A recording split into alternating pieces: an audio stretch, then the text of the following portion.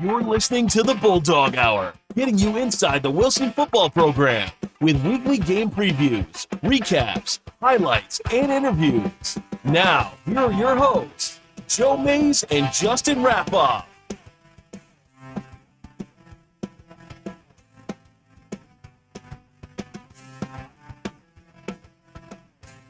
Good evening, everyone. Welcome back to the Bulldog Hour. I am one of your hosts, Joe Mays. Not with me here this evening, unfortunately, is my co-host, Justin Rapoff. But that's okay because we have a jam-packed episode tonight featuring interviews with our assistant coaching staff. Yes, I talked to 4 of the coaches just this past Wednesday, all about the 2023 season. We talk a bit about 2022, we talk about their motivations, we talk about the scheme and everything in between. There was another great sit down with those gentlemen. Appreciate them taking the time, and it lasts about 45 minutes or so, which will give us a nice full Bulldog Hour for sure. So episode 9-3, our third episode of season 9 here on Sunday, July 30th, 2023. Just a couple of things to mention before we get to those interviews. Most importantly, we want to thank our sponsors here at the Bulldog Hour. Our presenting sponsor, Mays Sandwich Shop, my dad, Bill Mays, my sister, Corinne. Appreciate their support of the show since the beginning. Almost, actually, 8 years to the day tomorrow is when Justin and I decided to bring this show back in a little bit of a different format. And starting here on year 9 of the show, and I appreciate the support from the Sandwich Shop and a few others. I talked last time that we were wiping the slate clean as a new year is upon us, and the Sandwich Shop and the Hop family had already re-upped for season 9, and another donor hopped on, wanted to remain anonymous, but we do want to thank them for their generosity and the support of the show, because it makes things a lot easier when people step up and help us to cover the costs to record, edit, produce, and try to get 1% better every day, which is something you heard the players talk about. You'll hear the coaches mention, and it's something that we take to heart here also at the Bulldog Hour. There are multiple ways you can support us, however, besides sponsorships and advertising or the in-kind donations. Visiting BulldogHour.com, the website for the show, and also really most of the Wilson football program. There's a big part of history and heritage on there. There's links to some merchandise. We had recently run the Cho-Cho sale through there. You can also re-up or join the Wilson Football Tradition Club. The membership form and payment options are on there as well. And of course, as always, Justin's favorite, like and share anything we post across social media. If you can give it a like, if you can give it a share, if you can rate and review us on the podcasters, subscribe anywhere. I know last week we got a few new subscriptions on the YouTube page. That helps us a bunch. So that engagement is very important. So if you can't help or don't want to help monetarily, that's perfectly fine. But if you could do so in a social manner, like, share, subscribe, rate, we would greatly, greatly appreciate it. Let's see. Our next live show will be in 2 weeks on Sunday, August 13th. And that will be the sit down with head coach Doug Dahms, and I talked to him for all but an hour already. So that interview is recorded. It is going to be ready to go, and that is coming to you in 2 weeks on Sunday, August 13th at 8:30. So I think that about covers it. We're going to dive in now to our interviews. Like I said, up first, or all together here now, we're going to talk to all of the assistant coaches. It was defensive coordinator Ernie Wolber, running backs coach Jake Peterson, defensive back coach Jami Sands, and offensive line coach Brandon Dahms. So let's hear what they have to say. All right, welcome back to the Bulldog Hour. I am Joe Mays. Unfortunately, not with me for the assistant coach interviews is Justin Rapoff, but he'll be back for the next show. Sitting here with me now, I have 4 Wilson assistants. Let me bring them on camera and introduce them. All have been here for a while now. We got defensive coordinator Ernie Wolber, running backs coach Jake Peterson, defensive back coach Jami Sands, and offensive line coach Brandon Dahms. Guys, thanks for joining us again. Thank you for having us. None of you are rookies. You've all been on this program multiple times now. So I appreciate you joining us again. And I'll be talking to a few coaches in the future. We'll be catching up with Jeremy Palm and Mark Steinmeier at a future date. But for the four of you here with me now, first up, something a little bit different, more of a personal question, not necessarily focused just on Wilson, but I wanted to know, what are your motivations to continue coaching, just coaching football in general? Why do you keep coming back? What is it that pulls you to the game? Anyone can start. Just jump in whenever you're ready. Yeah, I'll go first. For me, it's the connection with the kids.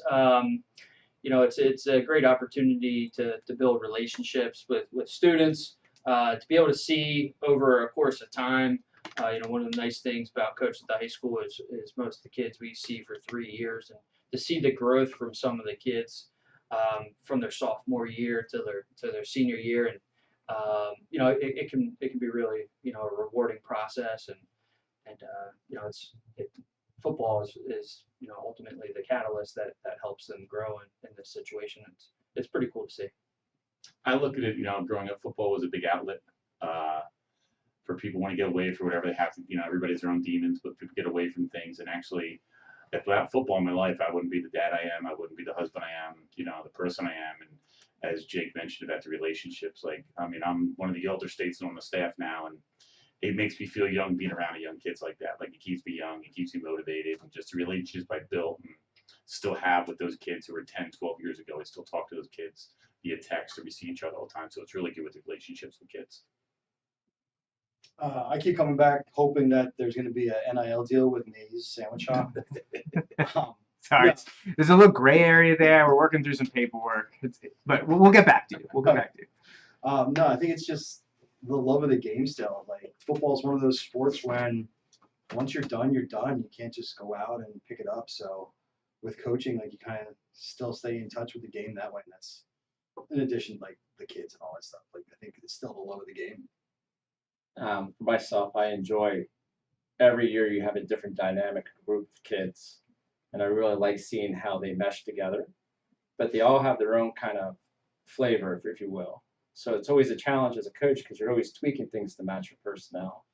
And a big thing for me is I want every kid to leave, whoever played for me, having no regrets about anything that they did on that football field. I want them to take advantage of every opportunity they can. So sometimes they don't like me during the week, but that's really important to me that they can walk from the game with their head up high, knowing they did everything they could. All right. Well, just to get a little bit more focus now on the Wilson, how's the quote off season been? How your workouts gone in the winter, spring, summer? Spring drills. You've gone through team camp now. How did the off season go?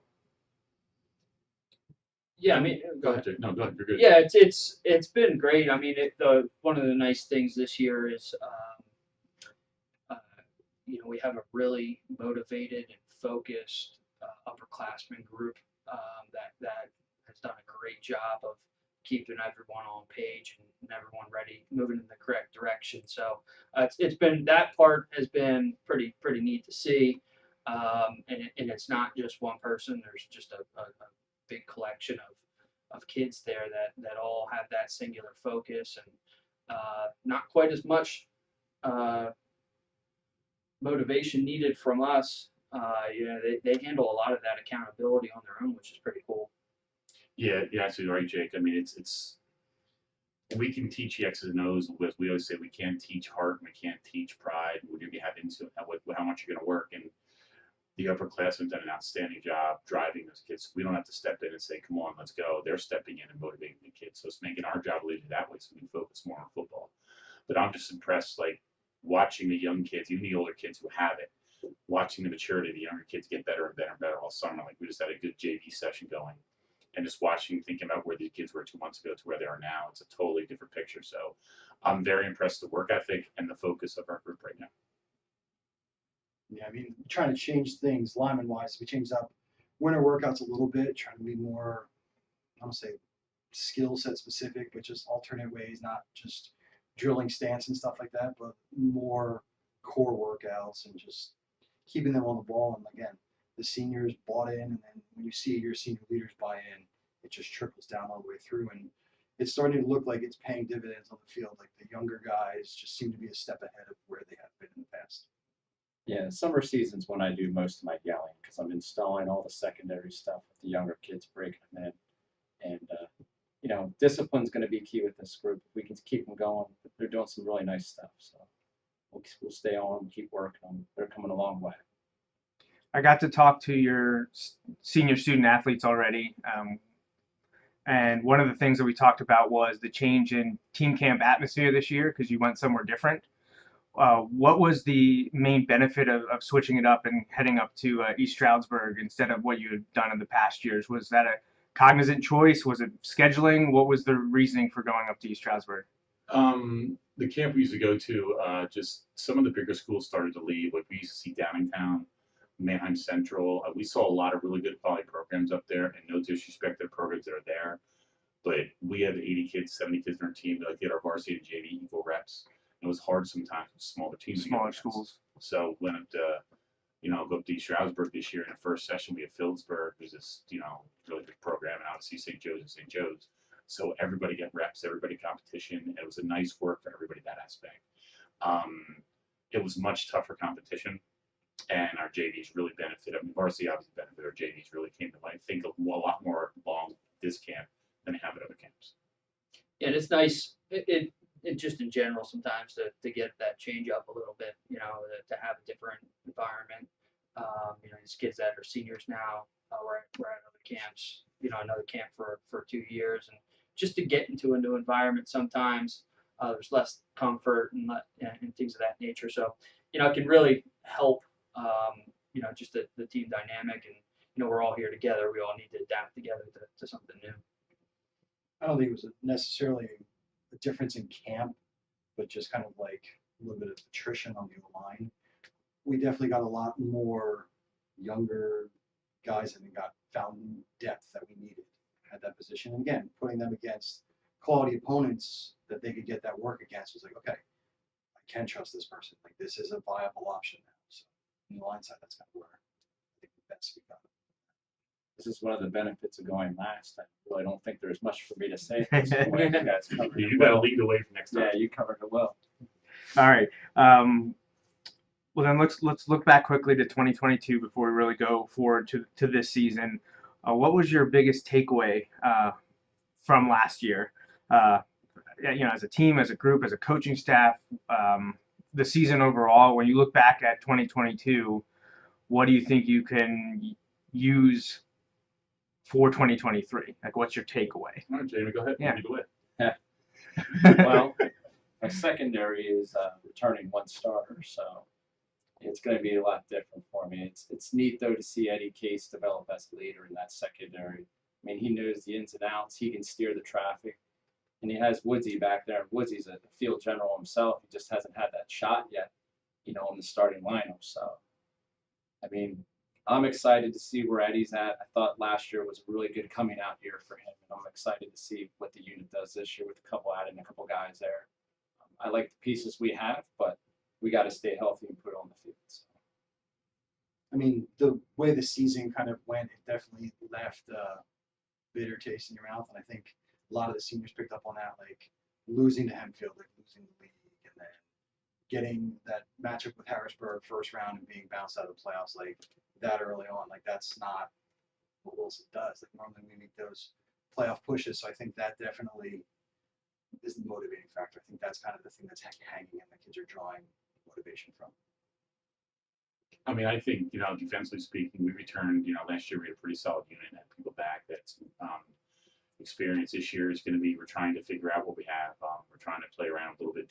Our philosophy stays the same, but as far as front squad, we're trying to find out, do we have real strong linebackers, play maybe a 3-4 look more, or a 4-3 look, figuring that out. Depth on offensive line, a lot of that's to do with it. So I think this year, going in, last year we kind of knew what we had. This year going in is kind of a question mark, like Coach said, with secondary linebackers, new people. So we're trying to find out exactly where we fit defensively and what's going to be our strengths and weaknesses to try to attack those things. So it's going to be different look than last year. Well, I assume we'll be more aggressive this year than last year because we were more different type kids. But it's going to be a learning process for us defensively early on this year. And to expand upon what Brandon said a little bit, it's offensively we have a lot of the pieces back now. With that being said, we lose a big chunk, of that with losing Cam, and he was such a playmaker for us. That's hard to replace, but I think the kids have the right mindset that it doesn't have to be just one person. It's going to be a group of people to step up and that's nice because from week to week then there can't be that singular focus. Also though, offensively returning so many people, there's something to be said for feeling the pain of those losses.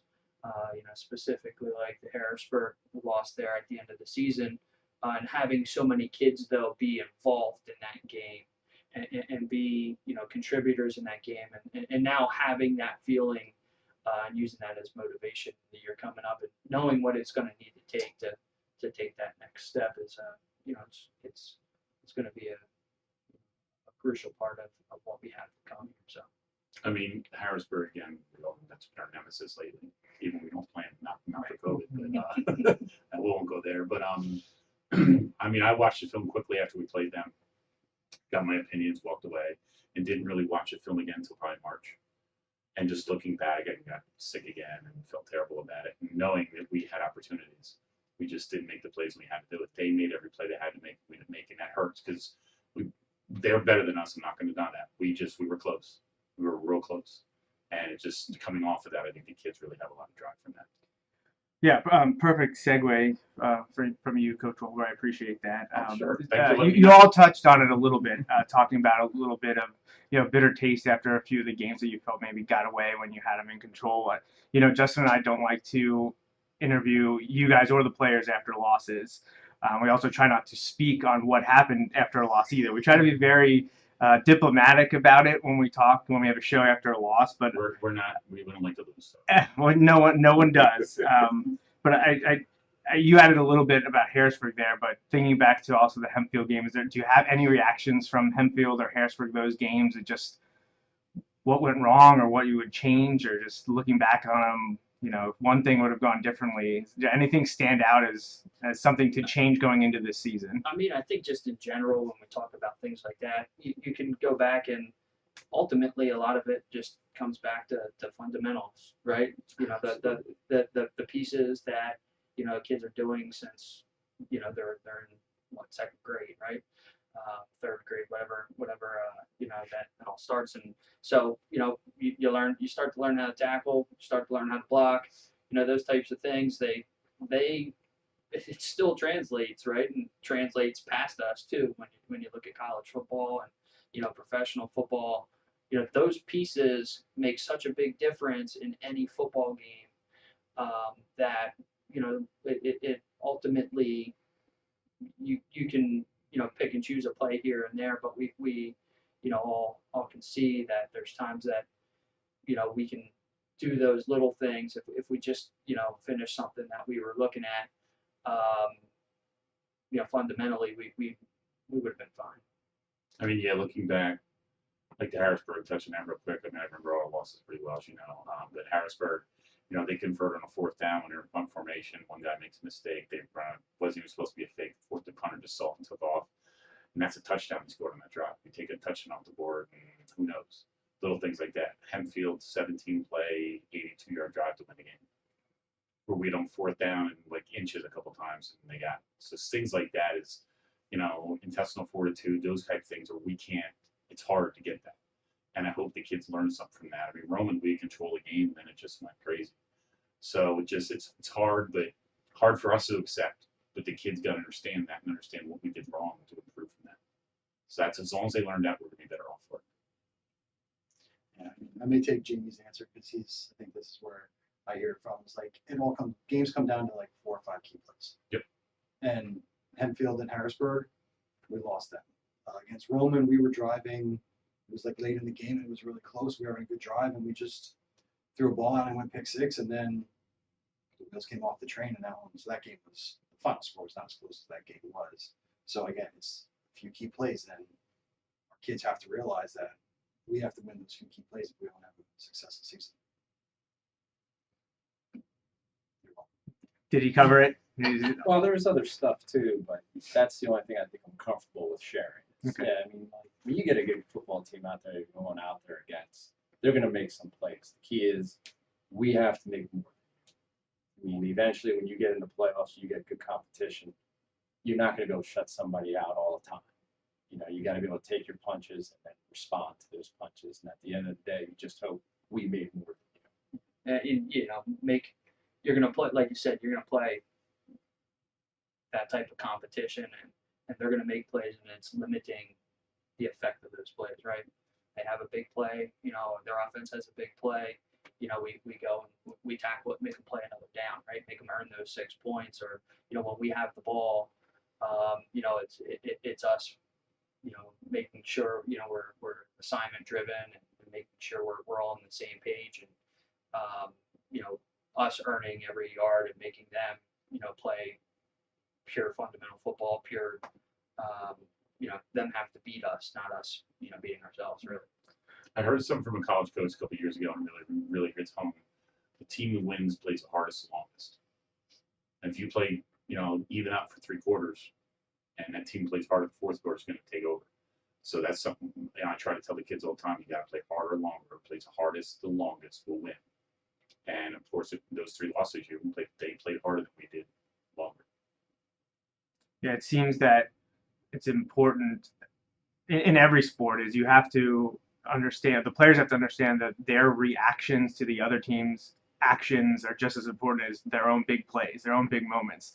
You give up something that makes you feel small, you have to overcome that. You have to stand up. One play at a time. Right, exactly. And I know people always ram on coach speak and cliches, but they're that for a reason, because it's true. The kids have to understand that. The fans have to understand that everything is said for a reason, because if you listen to that stuff, good things will happen. And again, we're dealing with 15, 16, 17-year-old boys that aren't the most mature kids all the time. They're going to make mistakes, and that comes to learn from it. All right, let's look forward to this season now, 2023. What is one thing that stands out to you guys as you get ready? We're a few days away from August, and not even 2 weeks from heat acclimatization, I think. So season's here. What are you most looking forward to this year with this crew? The first hit sets a tone. In my opinion, we have pads our own right now, so we know who can play, who's running around, who can do 7-on-7, who's good at 7-on-7. But you put the shoulder and helmet pads on, helmet and shoulder pads on, that shows who football players are. So I'm excited for us to get physical and see who's going to stick their nose in and mix it up. Because again, defensive, we're replacing a lot of people, so we want to play good, we want to play fast and hard. So I'm excited for the first hitting day. Yeah, I have specifically at running back with Cam, exiting, and moving on to Holy Cross. I have I'm looking forward to the group of kids that I have right now, and them stepping up and seeing who takes that challenge and who takes that next step to take over. It's more than likely not going to be one person, but who's going to take that step to take that role and be a benefit asset to the offense. Yeah, I'm ready to see the pieces together. I want to see them firing on all cylinders. I want to see who can tackle. It's time to see if the things that we're thinking are true, which we think are true, that the kids have shown us the last 2-3 years.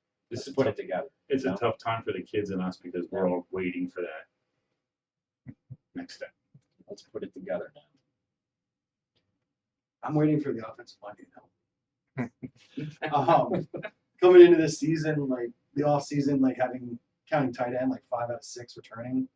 I thought this was gonna kind of be walk in the park. Okay, just gotta find one. Well, broken hand, messed up foot, concussions. Who knows what we're gonna find? So, trying, like you said, it's when the pads come on, because again, you look great, but you're blocking a guy with no shirt on, a guy with holding a pad, and he's just gonna shove in your face. You kind of can get the idea, and it's looking to see assignment football, technique football, and then when the pads come on, that next progression level. You all have touched on this already with personnel. Jami talked about losing most of your secondary, and Coach Wolber, you said the defense is in flux, trying to rotate new guys in. You lost Cam, huge loss. I but- mean, I've had now a Jones in the backfield for 5 years, so I don't trying have. to find the next person. Yeah, we didn't have anybody. Somebody's got to change their last name or something.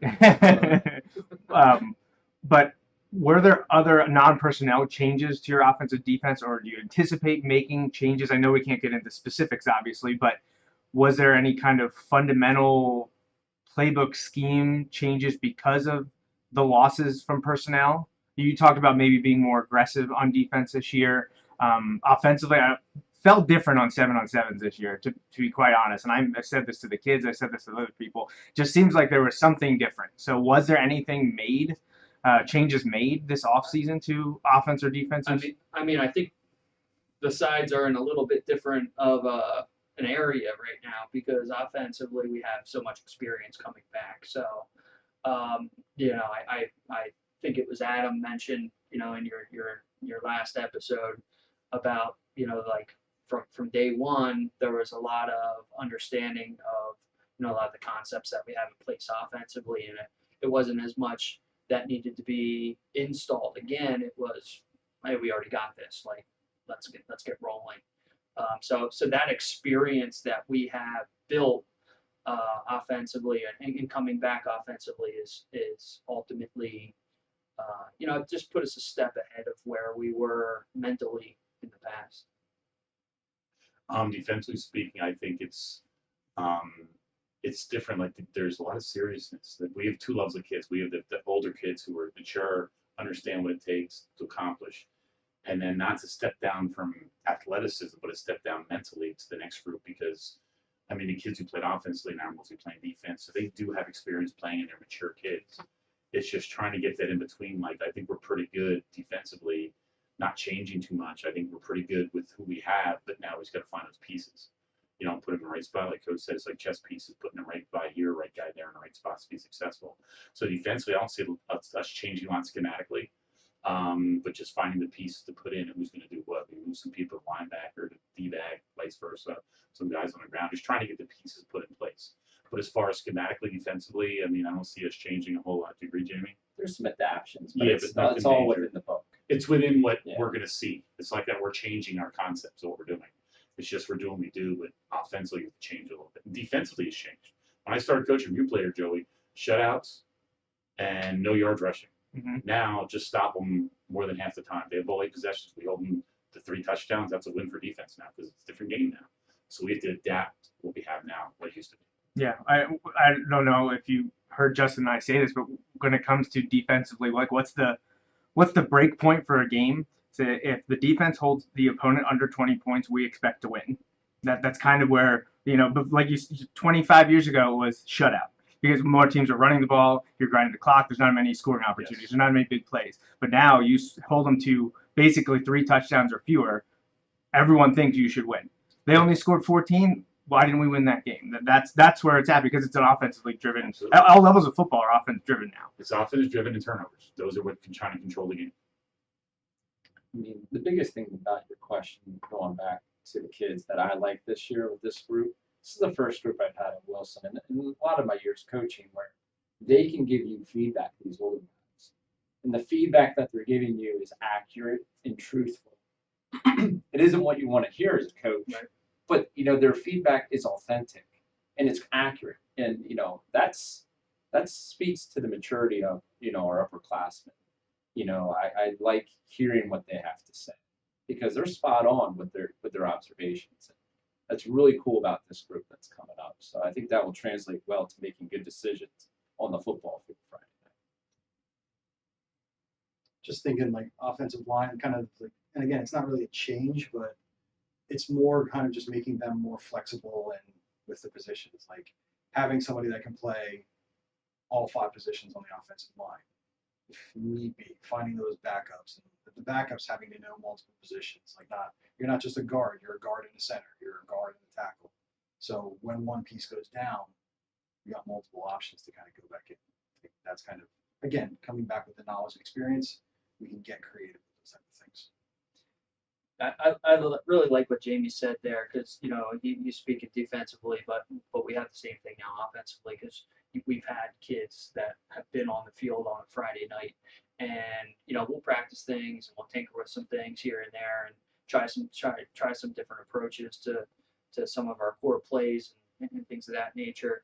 And I know I can ask those kids, how it feels to them, how comfortable it is to them, and like you said, they're not just going to give me an answer that they think I want to hear. It's going to be a Genuine.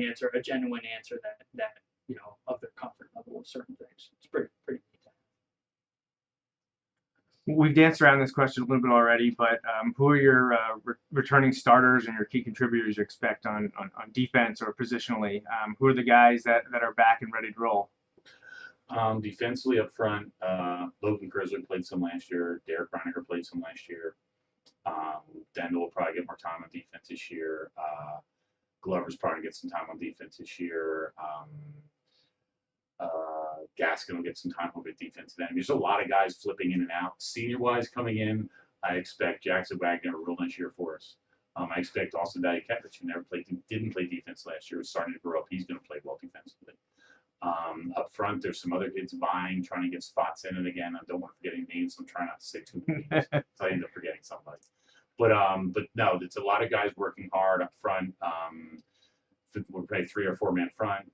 Linebacker, we moved Brady Klein to linebacker now as a defensive lineman. We think that's a positive move for us to get us more depth at linebacker. Nick Fiorini, who didn't play a lot last year, we're expecting a big year out of him.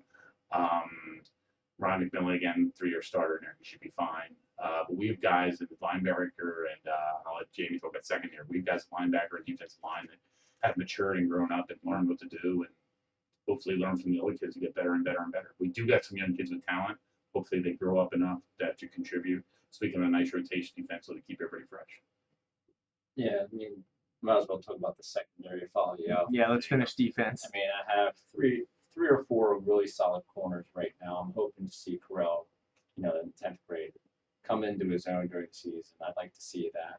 Maddox Gruber's doing a great job of reading his coverages, knowing how to sit, knowing how to jump, routes when it's appropriate. So he's come a long way. And we got Jonah Pertetta as well, who's playing both corner and safety as well for us. At the safety spot, you're looking at Eddie Case. You got Woodsy back there. Tommy's getting sprinkled in a little bit for situational stuff. Maybe not so much regular season, but, playoffs or when we get to a higher level. Because there's some things that he does very well from the safety position. And I'm sure I'm missing 1 or 2 other guys, but, Wags is even back there sprinkled in. So if we get against more of a running team, we have more, even Austin Valkovich. I'm looking at him in some scenarios. So it's really going to be a team effort. We're blessed to have some guys that really bring some good things to the table for us. It is nice to have guys that can rotate back and forth and make us multiple defensively. Right, and guys that either cover better or come down better. And it's an unselfish group. So it should be a lot of fun. So we expect to play a lot of people personnel defense. Yeah, it sounds like you've got a nice rotation, and it's not a rotation out of a lack of bodies, but more so that you have guys that can play so many spots that gives you versatility. It almost sounds like some of your outside linebackers are kind of stars or elephants or whatever they call it in college level, I think. It's like they're kind of an outside linebacker, but they're also sort of a strong safety. Yeah, we have a combination. We're going to have some run players at linebacker and some pass players at linebacker. We just have different types of kids that are going to play, so we're hoping to take advantage of all their skill sets. All right, offensively, who wants to go first? I was going to say, because all mine are pretty much returning. Dendel, left tackle. We know what he is. He's been playing for 3 years. This is his senior year. Hoping to have a great year out of him. I know he's looking to start the season off pretty well. He should be getting that right hand taken care of before the season really starts, or just 1 or 2 weeks in. McMillan at left guard, he's back. Kerswig at center, wherever maybe. Kerswig's that moving piece that could end up wherever we need it. Only thing we really need to look to replace then is Brendan Hopp moves on from right guard. Anthony Mata, right tackle. Hopefully the foot takes care of itself there and he's back. I mean, last year though, returning players, younger guys that we had that got work was Anthony Geloso and then Derek Reininger were the 2 that saw real varsity game time. So we know what we get out of them in a game. Derek's had a really good summer, had a really great camp. He's definitely playing his way into that position, and then converted tight end James Nolan at like camp. He kind of was like saw the lack of depth and stepped right up, and he's battling. So he's got a lot of short time to learn a lot of things. But again, we know we're gonna get that fight out of him. Big body too, and then Junior Catul, another junior that's going to step up and possibly contribute. And then there's some good size in that sophomore class. And again, it's a little early to kind of throw them in the mix. The one that's got the most work is Avery Monera, big like 6'3" tackle type. And then the rest of them, I mean, there's a lot of good coming out of there, like Edgeberger, Aiden, so Frable. There's a lot of depth that we have that we can definitely use. And then the rest of the junior class, so good. I mean, you've been coaching here for a long time, Brandon. Do you remember a group with this much experience and depth coming back for you, or even in your time as the assistant O-line coach? Yeah, I mean, you probably got to go back to Keller, Okay. Benino, Yeah. Puglisi. 2019. Yeah, That was a pretty good group coming that back. was Yeah. just solid, and like you knew you had six. We had six solid six, and if injuries weren't there, I'd say we definitely have a solid six right now, but we'll find it. We'll have a solid 6, 7, 8. We'll be good.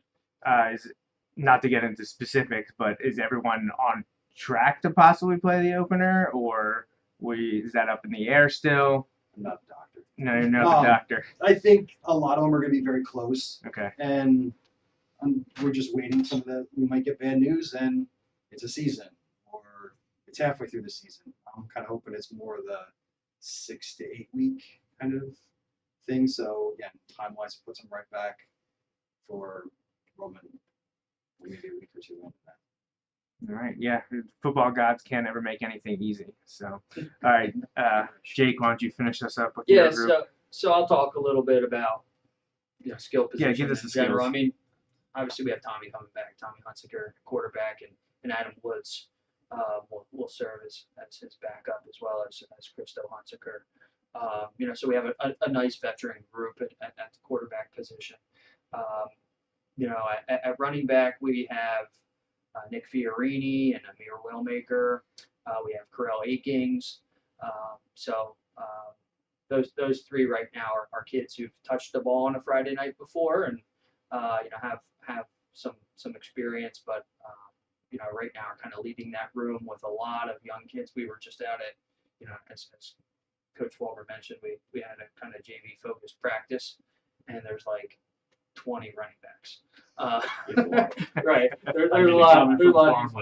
Those are all running backs. Right. So it's but there's a lot of potential there, and once again, that running back position is one where we kind of really got to see those shoulder pads on first and see how things progress from there. So we'll see that. Our wide receiver room has a lot of depth. We have our outsides and our slot receivers.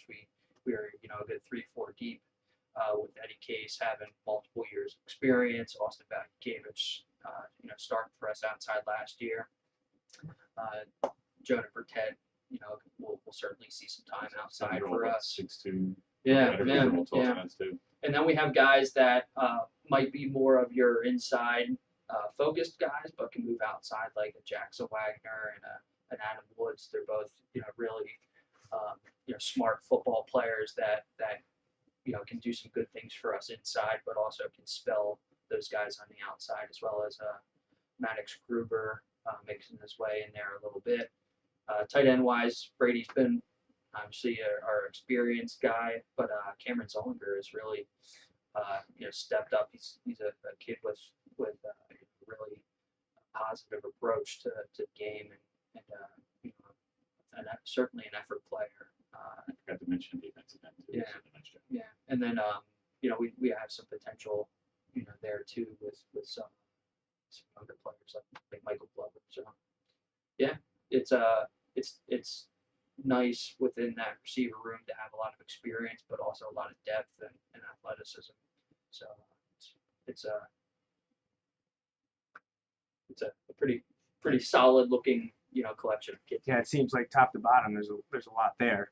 Is there any young newcomer or to be senior that has really turned heads and could be poised for a huge breakout season that you haven't gotten to talk to about much yet? I'll just right off the bat, the one kid that always stands out to me is because of his approach to everything. Quiet, but solid, always does what he's supposed to. It's Adam Woods. I mean, Adam Woods is a kid that, wasn't necessarily dealt the best hand last year. Works his butt off though, and now is looking to really be a big contributor for us on both sides of the football. And offensively is a big chess piece for us that we can move a bunch of different places, and we know we're going to get smart, solid football play from. I mean, otherwise, seniors coming back, rise seniors are underclassmen. I mean, Adam's going to be a big player for us. He put 15, 20 pounds on him all season. I mean, he's mentally approached this. This is my opportunity. He's not going to play college football. This is my year. So he's really, really attacked it aggressively. Jonah's the other one. Jonah got a little bit of time last year, not a lot. But he's a kid that missing his sophomore year due to injury. He was basically a sophomore last year. He didn't play football at all, so he's learning.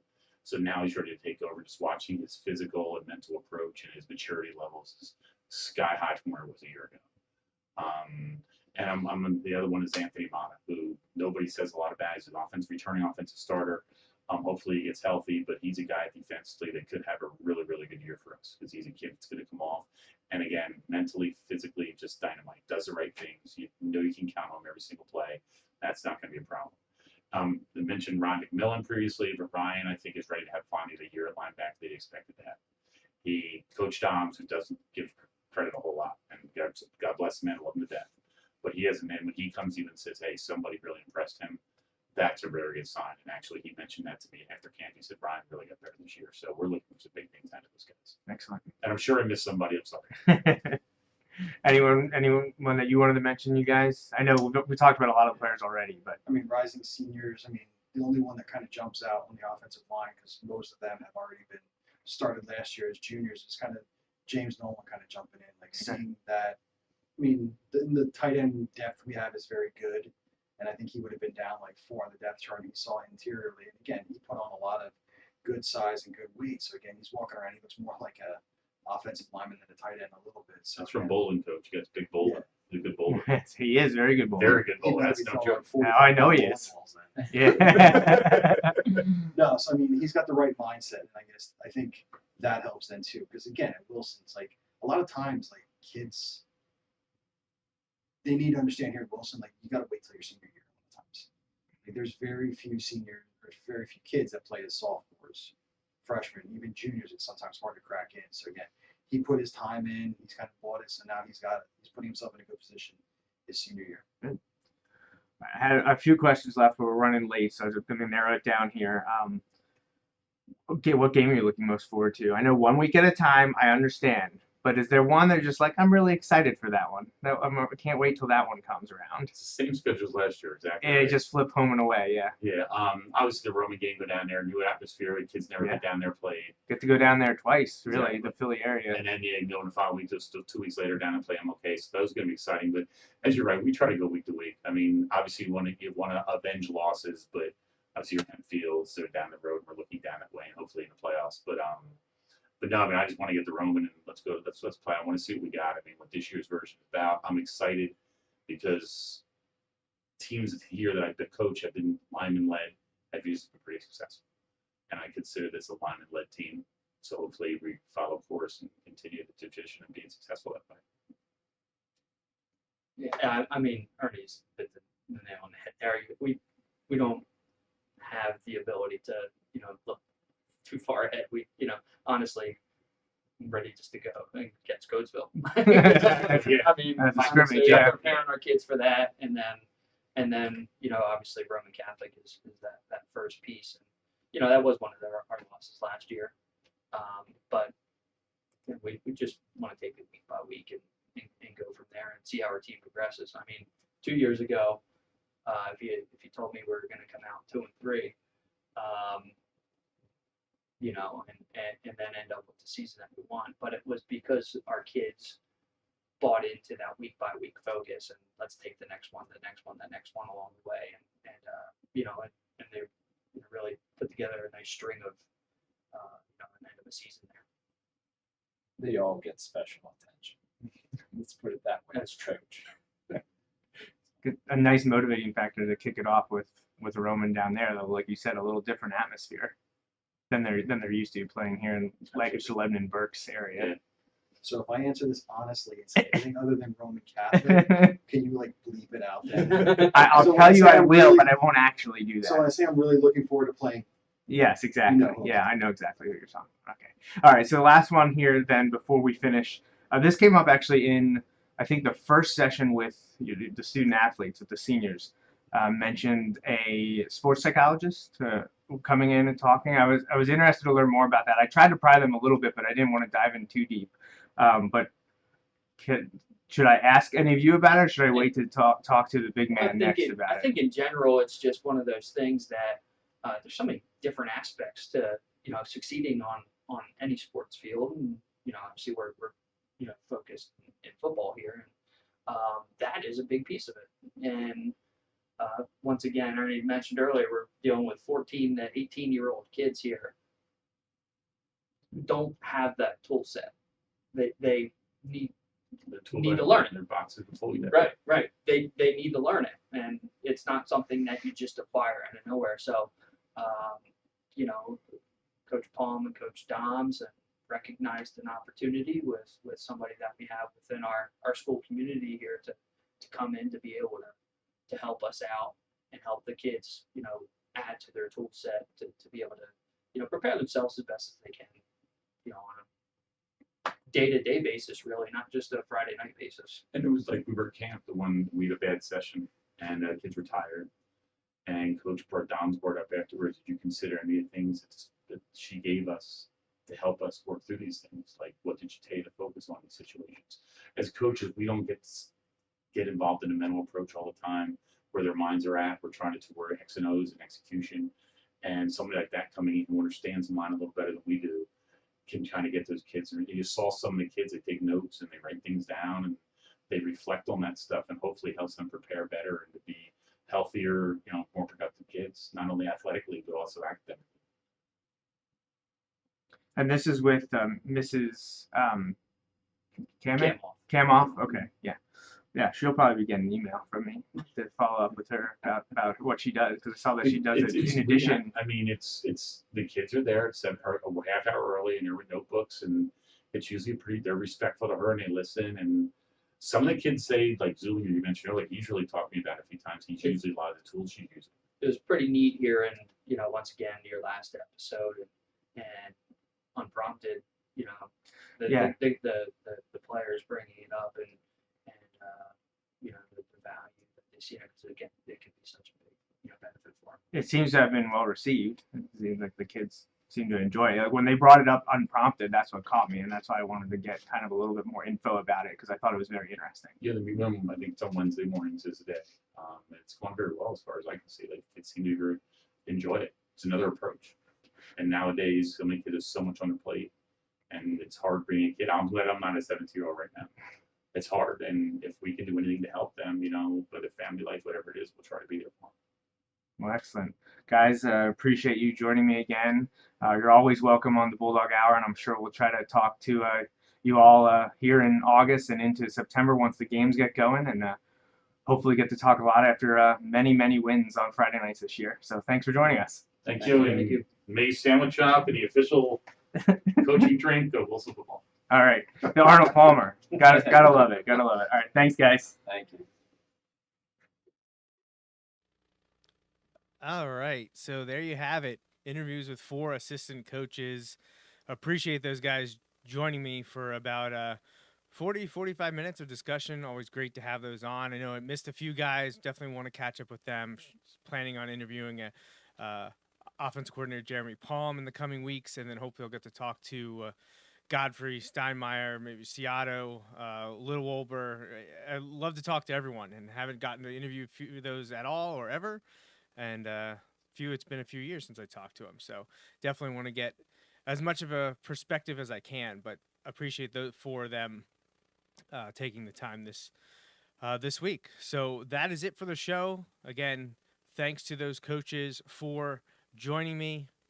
We have a big show in 2 weeks. when we will sit down and talk with head coach Doug Dahms, and that will run the full hour for sure. He and I recorded, I think, about 57 minutes, so don't have a lot of time to sneak into that 60-minute mark. But that's it. So, again, if you'd like to support the show, check out BulldogHour.com. Continue to like, share, subscribe, rate, and review across social media, especially check out our YouTube. And I think that about does it. So we'll see you again in 2 weeks for episode 4 of season 9 of the Bulldog Hour with Wilson head coach Doug Dahms. For listening to this week's episode of the Bulldog Hour. Want more Wilson football? Follow the show on Facebook, Twitter, and Instagram. Subscribe to the podcast on iTunes and SoundCloud, or visit www.bulldoghour.com. The Bulldog Hour is a featured program on jmnjrradio.com.